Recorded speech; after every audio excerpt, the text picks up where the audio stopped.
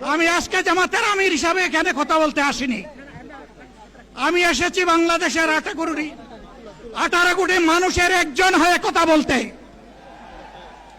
আমি শিশুদের বন্ধু, আমি যুবকদের ভাই, আমি বয়স্কদের সহযোদ্ধা, আমার বোনদের আমি ভাই। সুতরাং তাদের মুক্তির জন্যই আমি দায়িত্ব নিয়ে আজকে এখানে দাঁড়িয়েছিলাম।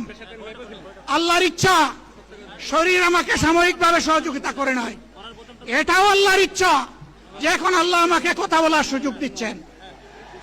আমি বলতে চাই, বাংলাদেশের নির্দিষ্ট কোন শ্রেণীর মুক্তির জন্য আমাদের এই লড়াই নয়। রাস্তার একজন পরিচ্ছন্নতা কর্মী, চা বাগানের একজন শ্রমিক, রক্ত পানি করে ঘাম জড়ানো আমার একজন রিক্সা চালক ভাই মাঠে ময়দানে বাংলাদেশের মানুষের মুখে যারা এক মুঠো ভাত তুলে দিতে চায়, আমার সেই কৃষক বন্ধুটি, আমি তাদের হয়ে